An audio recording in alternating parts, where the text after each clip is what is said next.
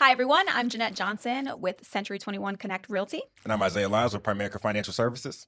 and welcome back to Mind Your Business Show. Yes, welcome back to the mine. Yes, Welcome back. so today's topic of conversation is common sense. Common sense. Common sense. Is common sense actually common though? Um, you know what, Isaiah? I believe it's not. I think we're going to find out in a second. I think the big old tale is common sense is not so common. And one of the things that I've always realized is there's some things that are missed along the way, whether it is something financial or something of importance when it comes to like taxes, for instance. You go to school and none of it gets brought up.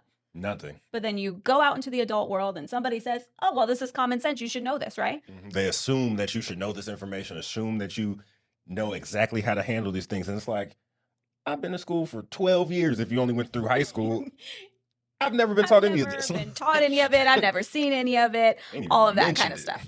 Yeah. So, with that being said, I find that to be something that is very prevalent in the home buying process as well. Okay. You know, you hear people, oh, I want to buy a house. Okay. But nobody is truly made aware of what that process looks like.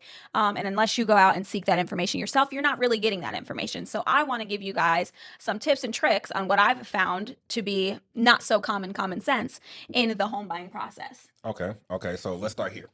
Right. Since we're talking about common sense, let's figure out, all right, so what things that are like you hear that's supposed to be common sense, what areas of those in the home buying process are actually common Well, and true? well, true and false is a completely different battle because there's a yeah, lot of yeah. things that are definitely untrue when it comes to the home buying process, or not even just untrue, but maybe it's not relevant to the situation you're in. And one of those things that I can say is maybe like a true or false thing that is, you know, commonly submersed into the world is that you need 20% down to buy a house. So you don't? No, not entirely. I mean, there's definitely situations in which you're going to need 20% down. And of course, that's going to pertain to your profile. What does your financial profile look like? But if you are like, you know, working a consistent job for 2 years, you have consistent work history, you have pretty decent credit, there are definitely ways in which you can mitigate that 20% down, which I love to inform people on because a lot of people don't understand that there's like first time home buyer programs out there. And with first time home buyer programs, sometimes you can walk away with 0% down. Well, that's a major key. You said you can walk away with 0% down Yes. and come out with a whole house. Come out with a whole house. I mean, I had a client who honestly, she was like really cutting it right at the max. Like she was like, I really don't have the extra funds to do this, but I know that this is going to benefit me you know, financially in my future, and I'm in a position where I want to buy something.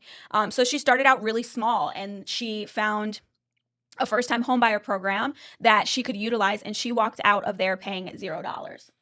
Now that's incredible. And that's a major, major key when it comes down to this process because I've heard, and that's one of the common things that I've heard growing up was you have to have 20% down. And that's super daunting, especially when it comes down to the inflation of prices, the housing market. The cost of these homes are just going higher and higher. So 20% of a lot is still a lot. It's still a lot of money, and you're looking at it and you're like, where am I going to ever find the time to save the 20%? Now, if you are in the position where you have to save the 20%, of course, we always give tips and tricks on the best ways to save your money, invest your money, and to grow that 20%. Definitely. But of course, if you don't have to, why would you? If you're doing FHA, you know, a lot of the times it's 3% down. Sometimes it's 10% down.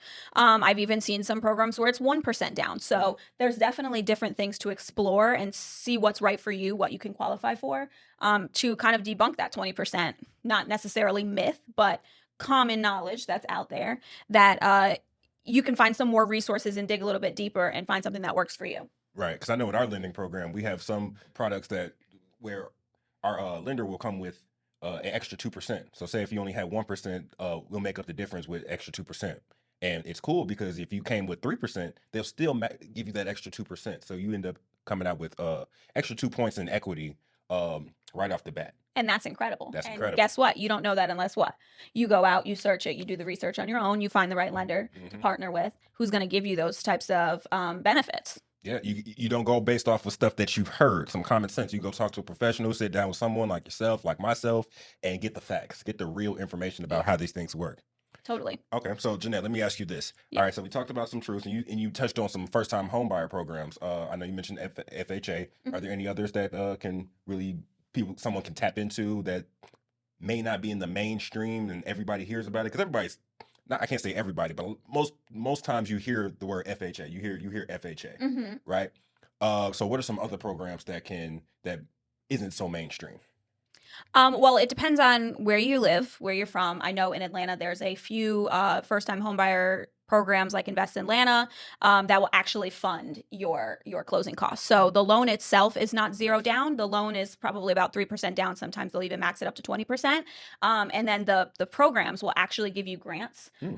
toward the down payments and some of the closing costs. So they'll cover those closing costs. They'll cover those down payments. So you're walking out of there paying zero. So that's essentially how something like that would work. Okay. The FHA is just a government backed program that obviously they're going to go based off of your work history, all that kind of stuff, first time home buyer. Your credit score, everything goes into determining if you qualify for FHA, and that's where you're getting things like that 3% down. Okay, so you said something that stood out to me: closing costs. Closing costs. Hmm. Can you break down what closing costs? Help us to understand closing costs a little bit more. Yeah, and that's actually one of the points where I feel people don't realize that that's not common knowledge. Everybody talks about what you need to qualify to buy a house, which might Yeah. be that 20%. That rings a bell in people's heads. Mhm. But nobody ever talks about what closing cost is. And I've had first-time home buyers come to me and be like, what do you mean closing costs? I Right. need that. I need all that money too. I need the 20% and I need the closing costs. Hmm. Well, yes, you do, because when you're purchasing a home, there's things like taxes that need to be paid, and then you're also having to pay people who are processing this stuff. So your title insurance, all of that kind of stuff, your closing attorney fees, and then your loan fees. If you're getting a mortgage, you're going to have to pay the fees that in which the lender is charging you. So all of that is going to be given to you, so that way you have an understanding of what it's going to come out to before you even are obligated to purchase this home. Right. But it's kind of like when you're buying a car, you're going to ask for some sort of receipt, and you see the purchase price of the car, right? Hmm. But then you see all of this breakdown of different fees, and you're like, okay, this car went from 15,000 to like 23,000. Yeah, you're like, how? Yeah, you're like, how? So that's the best way to kind of break down or get you a better understanding of what closing cost is. And on average, you're going to expect it to be about 2 to 5% of the purchase price of the home. Okay, so 2 to 5%. Yeah. Okay, that's the key right there. So I want y'all to definitely, if you got a pen and pad, take note of that. 2 to 5% of your closing costs of your purchase price. That's might end up being the closing costs. And that's going to be based on obviously the purchase price. So whatever that price of that home is, take 2 to 5% of that. It can average it out. So it's going to be a different amount depending on your price point in which you're shopping. Hmm. So I definitely always want people to look out for that, because you don't want to be hit with anything unsurprising or hit with anything as a shock. Yeah. You want to have the money, but you also want to be able to know that everything is negotiable and being put in your favor if you work at it. Everything is negotiable, eh? Yeah. Okay. Another non-common sense that should be common sense, that when Hidden you gems. when you are seeking out to buy a home, everything is negotiable. Okay, so the price that's listed. So what you're saying is the price that's listed, you can come out paying a little bit less than that if done right. Yeah. I mean, if you're partnered with the right real estate agent, and then you're also looking at the specs of the home. Now, of course, when you go in, you're not just like, oh yeah, we're going to get this taken off. We're going to get this paid for. Don't always go in with that expectation. Manage your expectations to the best of your ability. But understand that if things aren't perfect or things aren't exactly aligned how you want it to be, you can negotiate that. And if you have a participating party on the other end who's saying, I really want to close this deal too, they might work with you. They might work with you on the cost of the home. They might work with you on, covering the closing costs. So seller concessions. We just talked about closing costs and how that can be Another key. yeah. We just talked about it, and we talked about how that can be an unexpected expense for some people. So if you have things like repairs that need to be made, maybe the sellers give you money toward the closing cost. And that can kind of mitigate some of your expenses and make you feel a little bit more at ease with your purchase. And then even just the purchase price itself, just because you see it listed on Zillow, Realtor.com, or even some of the platforms we use, Real Scout, all of that kind of stuff, does not mean that that's the exact price you have to get it at. It's not a t-shirt in the store where the ticket price is the ticket price. You're not going to go up to the teller and say, hey, can I get this for 15 instead of 25? You're not. Right on the You know, spot. you're not going to do that with a house. I mean, with a t-shirt, but with a house, yeah, you can look at it and you work with your agent, you know, side by side and say, is this price right? Is this what the market is demanding? Mhm. And if it is, you know, maybe you go in at that price. And if it's not, you know, work your way down and get it at the right price and see what they say. Everything is open for negotiation and discussion. So we're saying we should see what you can get. Don't just take it everything at face value. Just don't Yeah. take what they're giving. See what you can get. That's with everything. I Mhm. mean, everything we talk about, everything we discuss, don't take anything for face value because there's ways around certain situations. Mhm. And sometimes you have to hit a few no's. Just my client, as an example, who ended up getting all of that, you know, closing costs and down payment assistance, she really hit a lot of walls before we got to that point. Right. And she was almost essentially becoming defeated because she was saying, you know, this is just becoming too costly for me. And I told her, and I had an honest conversation with her, if this is not something that you can afford month to month, do not take this risk because I will never put you in a position where you can't afford your mortgage or anything like that. You know what I mean? And it Mhm. just was like, where do we go from here? And when she found these resources and when we worked together to find these resources for her, it got her at the right monthly payment. It got her at a amazing, you know, buy-in cost. So she didn't have to, you know, drain her savings accounts or anything like that to make this purchase. Mhm. So there's definitely options. Don't just take the first thing that comes to you and say, "Oh, okay, I'm done with that." Mm. You said something that really stood out to me. You said a few things that stood out to me. I guess the main thing that I want to touch on is the level of care that you show your clients. And that's what just stood out to me. And there is that, okay, it's not just about me making a sale. It's about, let's do what's best for you. And I'm not going to put you in a Yeah, position that's going to hurt you in the future. I walk away with my check, 100%. but you out of the house in the next couple months. I'm not going to put you in that position. I'm trying to Never. do what's best for you. And I Yeah. think that speaks volumes to your character, especially with Thank you. there's a lot of people out here who's not doing the best for their clients, who's not Yeah, just really trying to make focused a on that. quick buck Just trying or to make a quick buck. whatever. Right. So that's pretty key. Okay, Well, I so appreciate that. Thank you. no problem, no problem. I appreciate you. But let me ask you this too. All Okay. right. So as a consumer, we just learned about some closing costs. We learned about some first-time home buyer programs, and some really key in gems of information that can really help us to get into the home of our dreams. Right. Mm-hmm. Okay. So when do we start shopping for the home? When do we start shopping? Well, when do you not start shopping for homes? I mean, I'm looking at homes daily, right? Your manifestation. Right. I'm sure we all have notifications that pop up on our phones like, ooh, Mhm. this home completely out of our price range, but I love it. Oh Let me yeah. keep saving it, putting it in my dream category. Facts. No, but seriously, when do you start shopping for Yeah. homes, When right? you When you physically physically go go out out and there, look. start looking for Mhm. homes. I would say always first step is to partner with not only your real estate agent, but partner with your lender. Um, and make sure that you are qualified. Pre-qualified is, you know, the step we want you to be at before we even start looking at a home. Because what you do not want to do is go out there, start shopping, and you fall in love with this house and it's completely out of your budget. You know, that's who wants to do that? Who wants to disappoint themselves in that way? I don't know many people. Or so you was promised a certain amount that you would be in a certain price range Yeah. as far as your approval, and then what if he doesn't get it? Exactly. And to take it even a step further than that, you really want to go just above the pre-qualification because the pre-qual is not even just what's going to get you the house. Okay. You Talk to me. know, I've seen some lenders who will just give you the pre-qualification just as formality. You know, they'll kind of just do your basic information, give it to you as formality, but not actually, you know, process your documents and see if you actually are qualified to buy. So almost give you a false notion of this is what you can get approved for. So Oh yeah, and I mean I've that's worked bad. with a lender in the past who totally, you know, had my client in a very very bad situation with their earnest money because they had, you know, guaranteed and solidified their application, but had not actually processed any of their information. And it's tough for both people. It's tough for me as a real estate agent because I don't actually have physical access of all this information. Right. So it's really important for me to be pairing with extremely qualified lenders, people you can trust, because I cannot risk that. You know, I can't risk it for you. It's not right to put your earnest money up and to not be able to get the house. Like that's absolutely bananas and crazy to me. So yeah, so protecting your earnest money is very important, and making sure you're with the right lender is definitely key. Definitely, definitely. So earnest money, earnest money. That's one of those hidden things that we were never told about in school. I know I never heard that word before in school.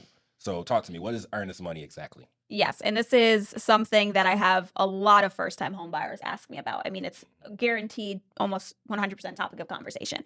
So I definitely think it's very important to understand. So with all of these fees that you're thinking of, you got the 20%, you've got the closing costs. You're going to have what's called earnest money. And earnest money is going to be roughly about 1% of the purchase price. And think of it as just a deposit. Let's say you go and you get your hair done, or you go get your nails done, and you go to a nail tech and they say, okay, it's going to be $100 deposit, and it goes toward the balance. Mm-hmm. So you go, you get it done, and let's say the total is 180, you pay the 80, and it goes toward that. That's the best way I can break it down for you. It's literally a deposit on the home. Okay, so in comparison to like a rental situation, almost like a security deposit, would you compare it to that at all? I mean, you could look at it from a renter's perspective, but there's a little bit more at risk. Okay. Well, I guess it's fairly same at risk, because when you're renting, if you don't leave the property in the condition you returned it, then they take your deposit. So essentially kind of the same thing. If you don't hold up your end of the bargain when it comes to buying this home, your earnest money can be at risk. Okay. So it's just a way to kind of show the sellers that you're serious about purchasing the home, and that you have the money. Because if you're going to put up 1% of the home, I would hope that you're not just throwing that out and hoping it sticks on a wall. You know, you're wanting to actually close on this house, so you don't want it to be at risk. Yeah. And there's a few factors that make that feasible to the close, and also potentially become in the hands of the seller if things don't go well, which is why having the right lender is very important, because there's things like a financing contingency. Of course, that is negotiated through the contracts when we're putting an offer on your house. I work side by side with the lender. We go ahead and predetermine how long it's going to take for them to actually solidify all the documentation for the financing. So we put, roughly about 10, 14 days on the contract, depending on what the circumstances are. And within those guidelines, you have the opportunity to still back out of the contract if anything goes wrong that has to do with financing. Okay. And then a little bit more of a lenience process to that is the due diligence period. Now, due diligence is kind of like a forgiving period where you're going to implement things like your inspections. You're going to just utilize time to get certain things done on the property that you might want to look a little bit further into. It's just a free period in which you can back out for pretty much any reason as a buyer. Mm-hmm. Any way to just protect, if it's necessary to protect yourself in some type of way. Yeah. Like a bit of time to say, okay, this might have been a limit. Yeah, I mean, and even if it's not even that deep, some people just utilize it as an opportunity to like think a little bit harder. Sometimes you might say, yeah, let's do it. And then you have buyer's remorse the next day, and you say, ooh, this really was not something I wanted to do. So you say, honestly, I prefer to back out. You can do that within the due diligence period and still get your earnest money back. Yeah. Of course, we're going to have a long talk and make sure that it's the right choice for you first. But that's what that kind of stuff is for. You have appraisal time periods, which kind of coincide with your financing contingencies. And that allows you to get your earnest money back. All of these kind of things are things that we break down for you, obviously, in the process of buying. But it's all tied into earnest money, because that's what your money is securing. It's securing these important timelines and securing the sale of the home. So the sellers know you're serious. So you know you're serious, and we can actually move forward. Yeah. It's a major purchase in someone's life. It's big on the seller's end as well as the buyer's end. So this is a huge decision to make. And I'm glad we have like good agents out here just like yourself to like hold somebody's hand through the process with all this knowledge, so people aren't over here just floundering, just trying to figure something out, losing that earnest money, just trying to throw stuff against the wall to see if it sticks, doing it on their own. So I feel like this is another reason why it's very important to have a professional in your corner, helping you, walk you through this process, because a lot of this stuff we weren't taught ourselves before. No, common sense is not common. You know what I mean? It's not something that they give you a handbook on when you're in your younger years and you're trying to figure out if this is the right step for you. So definitely having the education is extremely important, because you want to make sure you're making a informed, confident, and firm decision when you're choosing to go down this path. And that's exactly what we're here to do, is to give you all the gems and useful information that you can take with you if you are going to want to purchase a home. And that works if you're a first-time home buyer. It absolutely works if you're trying to find your dream home and you're shopping for the second time, the third time, and maybe you worked with somebody who didn't give you this information. Because Yeah. I've worked with buyers who have purchased a home and they were completely like, I don't even understand what this stuff fully means. So they weren't even, They weren't totally even privy to it exposed. Yeah, they already. didn't even tell them. So there's definitely things that can slip through the cracks, even if it was a simple, smooth transaction that you might not want to miss the next time around because it might not be as smooth. So absolutely, we're here to tell you it all. And as always, my name is Jeanette Johnson with Century 21 Connect Realty. And I'm Isaiah Lyles with Primerica Financial Services. Don't forget to hit that like button, follow us, subscribe, share with a friend, and remember, To mind your business.